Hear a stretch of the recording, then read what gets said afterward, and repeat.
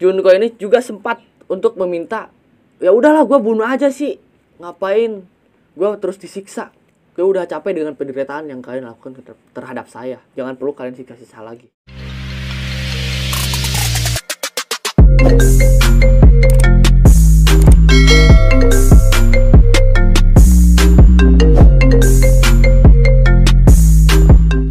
Yo, what's up my breng, welcome back with me in RJTV channel. Sekarang gua lagi mau menceritakan kisah tragedi kriminalitas yang dialami oleh seorang gadis berumur 17 tahun. Ia diculik lalu disekap selama 44 hari. Dan dalam penyekapannya, gadis ini mengalami begitu banyak penyiksaan maupun penderitaan, bahkan pemerkosaan, hingga dia meninggal dunia. Lalu mayatnya dimasukkan ke dalam tong, diisikan semen oleh sang pelaku. Tapi sebelum kalian mendengar kisah ini, alangkah baiknya kalian subscribe dulu channel gue di bawah, like, komen, dan share ke teman-teman kalian semua agar channel gue bisa terus berkembang. Aduh. Oke, kembali ke cerita. Anak gadis ini bernama Junko Furuta. Dia lahir pada tanggal 22 November 1972, meninggal pada tanggal 4 Januari 1989. Dia adalah siswi dari sekolah SMA Yashio Minami High School, Jepang. Kisah nyata yang terjadi pada tahun 1980-an ini dikenal dengan Yoshikose Konkuritozume Satsujin Jiken, atau kasus pembunuhan gadis SMA terbungkus semen. Kisah yang begitu memilukan atau membuat hati para perempuan remuk redam mendengar maupun membaca kisahnya ini. Bahkan kisahnya ini bisa menarik perhatian publik mancanegara. Nah, jadi si Junko ini diculik oleh 4 remaja, yaitu Hiroshi Miyano, Jo Ugura, Nobuharu Minato, dan Yasushi Watanabe. Setelah diculik, si Junko disekap selama 44 hari. Selama penyekapan 44 hari, dia diperkosa bergilir oleh 100 orang. Pernah satu titik di mana dia diperkosa 12 orang setiap harinya dengan orang yang berbeda. Kalau misalkan kalian absen nih ya, jadi setiap harinya 12 orang nih. Misalkan si A, yang pertama si Udin, si Asep, si Ujang, si Engkos, pokoknya itu. Terus besoknya lagi 12 orang lagi nih, lagi menunggu bagian jatahnya dia. Anjir, gue udah gak kebayang dah per hari, setiap harinya tuh 12 orang cuy. Dihitung-hitung ini bisa nyampe 500 kali pemerkosaan cuy. Setelah diperkosa, Junko juga disiksa dengan sadis sampai dia meninggal dunia. Lalu mayatnya dimasukkan ke dalam tong dan diisikan semen oleh sang pelaku. Lu tahu gak sih kenapa si Junko bisa disiksa sampai seperti ini? Hanya karena si Junko pernah menolak cinta dari si Hiroshi Miyano. Jadi pernah suatu hari si Hiroshi Miyano ini mengutarakan cintanya terhadap Junko. Namun si Junko ini udah tahu si Miyano adalah anak berandalan dan mempunyai koneksi dengan geng mafia Jepang atau Yakuza. Lalu si Miyano menolak dengan mentah-mentah, dan disitulah timbul perasaan dendam terhadap Junko dan ingin membalaskan dendamnya. Sekarang gue mau menceritain kisah kronologi pas kejadian si Junko ini diculik.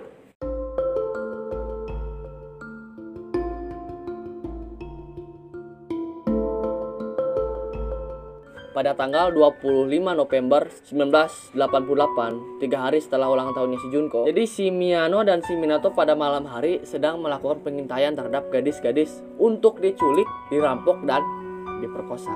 Nah, sialnya si Junko baru pulang dari kerja paruh waktunya pada jam tengah 9 malam. Dia melewati jalur di mana jalur tersebut adalah kawasannya Miyano. Nah, Miyano melihat dari kejauhan ada si Junko mau melewati jalur tersebut. Lalu pada saat itulah si Miyano mempunyai rencana. Rencananya tersebut dilakukan dengan bersama Minato. Jadi pada saat itu ada di kawasan tersebut sedang mengintai itu ada 2, yaitu si Miyano sama si Minato. Si Miyano ini menyuruh Minato untuk menjatuhkan dengan cara menendang sepedanya si Junko sampai terjatuh.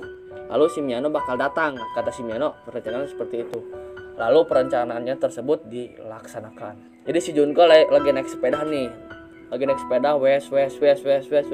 Dari belakang datang Minato langsung menendang hingga jatuh si Junko. Lalu si Minato disuruh pergi, ya udah dia pergi. Dan Miyano pun datang bak pahlawan. Dia menanyakan kabar si Junko. Miyano mengatakan seperti ini, apakah kamu baik-baik saja? Sini ku bantu. Apakah ada yang luka? Langsung perhatian. Jadi si Miyano ini perhatian gimana ya kalau misalkan buaya-buaya itu pasti seperti ini. Padahal rencananya tersebut adalah ya rencananya dia sendiri sehingga menyuruh si Junko ini terjatuh gitu kan. Kata Junko, tidak apa-apa kok, saya nggak apa-apa, karena si Junko ini emang anaknya nggak enakan gitu ya. Setelah percakapan tersebut, si Miyano menawarkan bantuan untuk mengantarkan si Junko pulang. Seperti biasa, si Junko menolak penawaran tersebut. Jangan, aku bisa sendiri kok, nggak apa-apa, aku berani sendiri, katanya dia.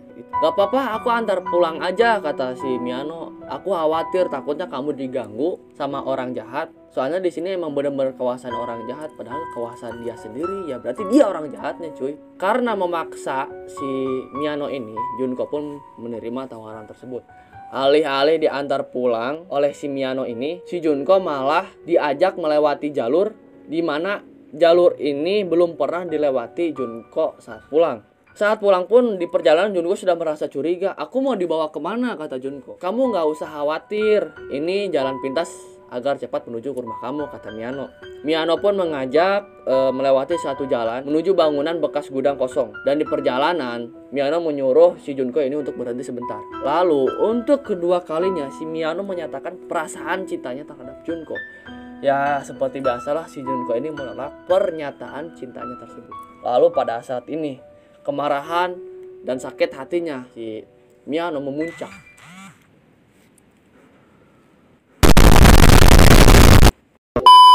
Lalu dia mengancam si Junko dengan titel yakuzanya. Orang Jepang sudah tahulah kalau misalkan mendengar kata-kata yakuza pasti mereka ketakutan. Setelah mengancam tersebut, si Miyano pun melakukan hal yang tak sepantasnya, yaitu Miyano memperkosa si Junko. Nah itu pada saat pertama kali si Junko diperkosa oleh si Miyano. Setelah memperkosa si Junko, si Miyano masih belum puas. Si Miyano pun mengajak Junko pergi ke suatu hotel.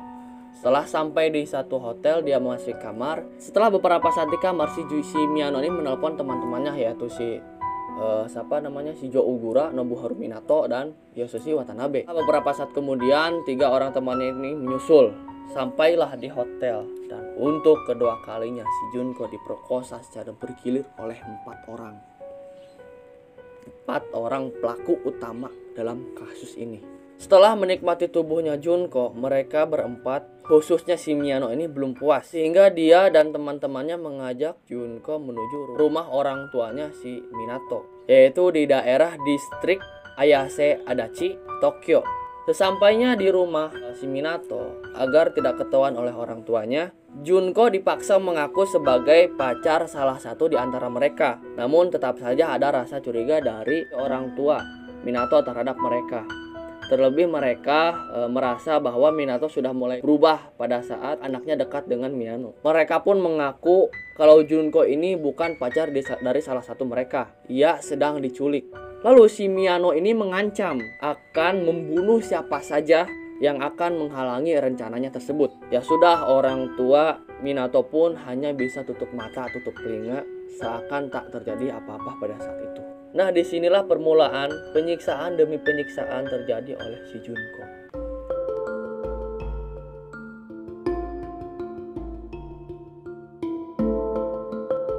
Jadi gini ya, pernah kerap kali si Junko ini dipukul menggunakan stick gold, membenturkan wajahnya ke lantai. Junko pun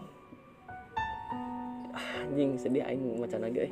Junko pun dibiarkan kelaparan, dipaksa makan kecoa hidup-hidup, dan serta minum air urinnya sendiri. Beberapa bagian tubuh Junko juga pada penyiksaan itu dibakar, guys.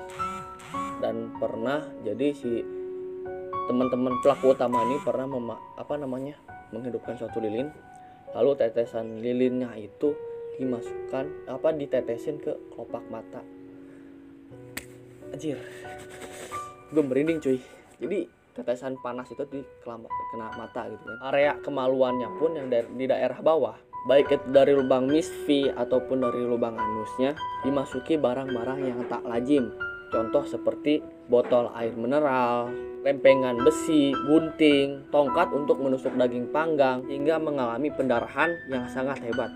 Junko pun mengalami kejang-kejang pada saat itu. Tak hanya diperkosa oleh 4 pelaku utama, Miyano juga mengundang anggota Yakuza yang lainnya untuk memperkosa Junko setiap harinya. Dan dihitung-hitung sudah sampai 100 pria yang memperkosa si Junko. 100 pria pemerkosa ini mengakui menikmati perilaku atau perlakuan mereka saat melukai si Junko. Mereka sangat senang si Junko ini dilukai, jadi mereka akan merasa puas. Jadi ini orang-orang benar-benar psikopat akut. Jadi kalau misalkan mangsanya atau lawan jenisnya itu belum kita pukul ataupun belum kita siksa, maka dalam hati kita, nafsu-nafsu kita tuh belum mereda, coy. Anjing, ini psikopat parah, coy. Pernah juga para pelaku utama ini atau penculik ini memasukkan kembang api yang masih menyala ke dalam lubang dubur Junko sampai kembang api itu padam sendiri, dan itu mengakibatkan luka bakar yang sangat parah. Hanya di daerah bawah saja mereka melakukan sesuatu yang tak lazim. Di daerah bagian payudara pun mereka merusak hal tersebut. Jadi payudaranya itu dijepit oleh penjepit yang sangat besar, dan itu mengakibatkan luka parah. Jadi banyak keluar darah. Udahlah. Junko tak tahu lagi apa yang ia rasakan. Tubuhnya sudah dipenuhi rasa sakit yang teramat sangat sakit.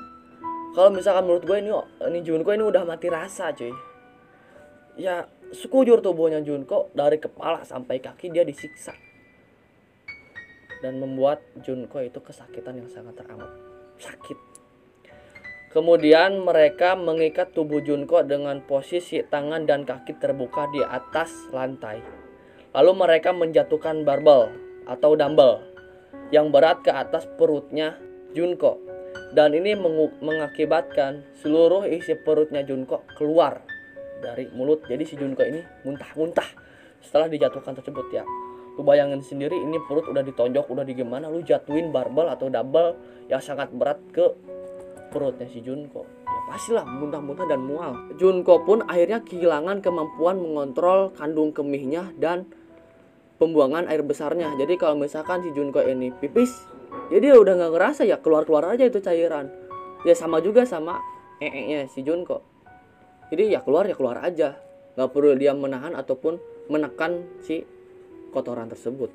Tapi menurut gua ada yang paling benar-benar menyakitkan, yaitu pada saat si Junko ini pernah dimasuki oleh para pelaku ini. Pas bagian Miss V, dia dimasuki oleh lampu bohlam, dan lampu bohlam itu digesek-gesekan sampai lampu bohlam itu pecah di dalam dan mengakibatkan luka robek yang begitu sangat serius dan mengakibatkan pendarahan yang parah. Tapi dalam kondisi yang sedemikian brutal ini, si Junko ini tetap dipaksa untuk bermasturbasi oleh para pelaku. Lu bayangin kondisi pada saat itu gimana timbul pikiran di mana lu udah gak kebayang dah, gua udah disiksa tapi disuruh dipaksa juga bermasturbasi.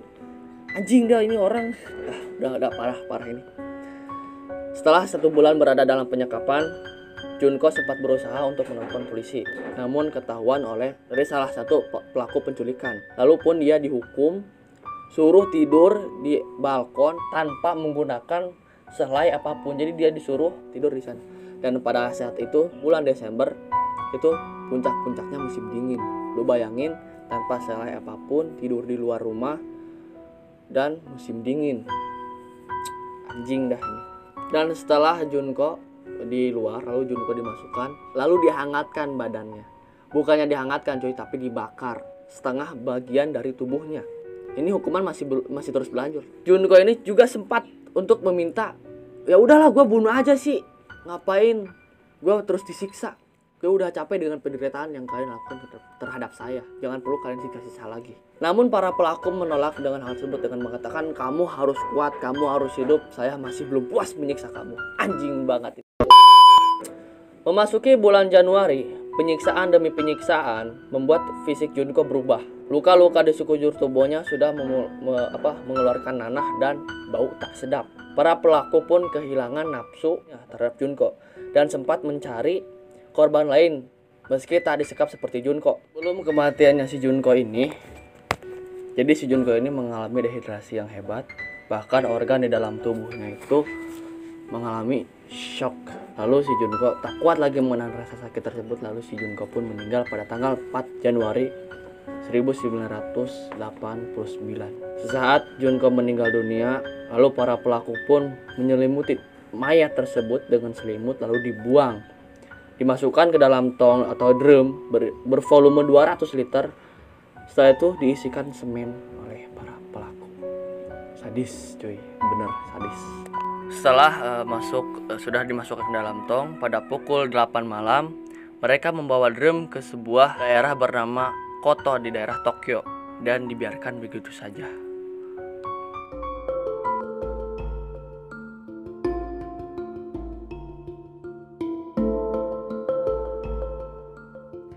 Pasca kejadian pembuangan mayat Junko, ada beberapa warga di daerah Koto Tokyo yang mulai merasa curiga dengan drum karena mereka melihat ada beberapa helaian rambut yang terlihat di permukaan drum yang disemen.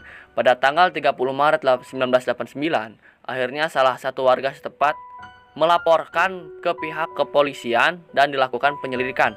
Setelah diselidiki, dilakukan pembongkaran terhadap drum tersebut dan ternyata ditemukan seorang mayat perempuan dengan wajah yang sulit diidentifikasi. Ketika mayat tersebut ditemukan masih ada botol mineral kaca yang menyangkut atau tertancap di vaginanya dan Junko pun dinyatakan hamil.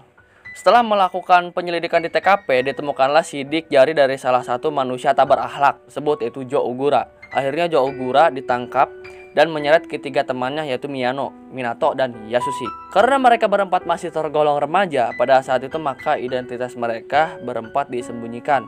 Beruntungnya salah satu wartawan majalah berhasil menemukan identitas mereka, lalu dipublis ke masyarakat. Wartawan tersebut menulis di majalahnya bahwa mengingat beratnya kejahatan, keempat terdakwa ini tidak berhak mendapat hak anonimitas. Namun sayangnya lagi-lagi di pengadilan menyatakan bahwa keempat anak laki-laki ini bukan melakukan pembunuhan, melainkan melakukan penyiksaan yang berakibat kematian. Untuk kesekian kalinya alasan tidak sengaja menyelamatkan pelaku dari hukuman. Jadi mereka beralasan bahwa saya membunuh Junko itu dengan tidak sengaja. Laporan resmi pengadilan Jepang mencatat penyiksaan dengan mendetail yang dinarasikan ulang oleh media massa setempat. Pengadilan pun mencatat pada bulan Juli 1990, pengadilan menjatuhkan 17 tahun penjara ke Miyano yang merupakan pemimpin dari kejahatan tersebut.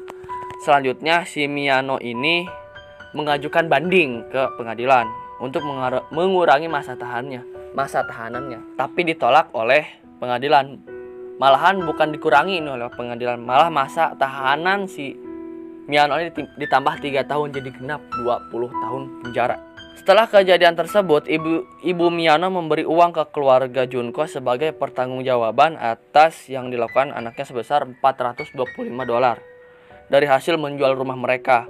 Miyano bebas di tahun 2010 dan kemudian tertangkap lagi di tahun 2013 karena dugaan penipuan. Nah, pada tahun 2013 si Miyano bebas di tahun 2010 dan kemudian tertangkap lagi oleh polisi pada tahun 2013 karena dugaan penipuan. Tapi sayangnya dibebaskan karena bukti yang tidak cukup. Jadi 2010 dia kebebas nih, 2013 dia keluar. Nah, 2013 bukan karena pemerkosaan tapi melainkan penipuan. Tapi dibebaskan karena bukti belum cukup kuat. Dan si Minato dihukum selama 4 tahun penjara. Sama halnya dengan Miyano, si Minato mengajukan banding kepada pengadilan. Namun ya sama juga, bukannya berkurang malah ditambah oleh pengadilan, yaitu ditambah 9. Jadi si Minato ditambah penahanannya selama 9 tahun. Jadi penahanannya di dalam sel menjadi 13 tahun penjara. Minato bebas 2003 lalu kembali lagi ke rumah orang tuanya. Minato ditangkap kembali pada pertengahan Agustus 2018 atas kasus pemukulan terhadap seorang karyawan perusahaan di kota Kawaguchi. Ia juga menyayat leher korban dengan sebilah pisau. Polisi menetapkannya sebagai tersangka percobaan pembunuhan. Sekarang Yasushi Watanabe diberikan hukuman penjara 7 tahun dan bebas pada tahun 1997. Kemudian menikah dengan seorang perempuan Rumania dan pindah ke sana. Sedangkan Jo Ogura dihukum selama 8 tahun dan dibebaskan pada tahun 1998 Kemudian ditangkap lagi Juli 2004 dan dihukum lagi 7 tahun. Orang tua Jo Ogura tidak terima jika anaknya kembali di penjara dan menganggap bahwa Junko adalah penyebabnya. Ini yang gila tuh si Jo Oguranya apa orang tuanya? Oh, ini mah udah gila semua nih, satu keluarga ini. Karena kesal, orang tua Jo Ogura mendatangi makam Junko untuk dihancurkan dan diacak-acak dan dimaki-maki Junko yang sudah meninggal itu. Ini orang udah nggak ada akhlak ya, memang udah nggak ada akhlak ya nih, anjing dah. Sebenarnya menurut gua vonis di hukum ini benar-benar dirasa tidak adil lah bagi keluarga Junko. Namun apalah daya, keluarga Junko tidak bisa menuntut lebih terhadap vonis yang telah dijatuhkan pengadilan terhadap para pelaku. Banyak media dan wartawan beranggapan bahwa keempat pelaku telah menyogok kepolisian sehingga memberikan hukuman yang tidak adil ke pelaku. Daripada itu, hal yang lebih menyakitkan adalah selama persidangan berlangsung tidak ada satupun dari mereka yang merasa bersalah dan meminta maaf kepada keluarga korban.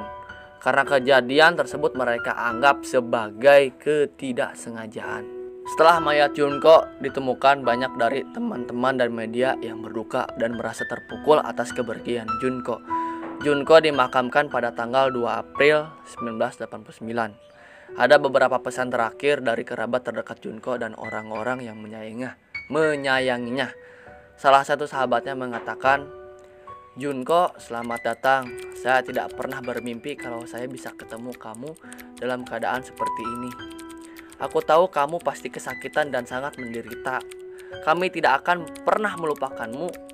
Dan saya juga telah mendengar kepala sekolah kita telah mengeluarkan sertifikat kelulusan untuk kamu. Kita lulus bersama. Junko, tenang ya.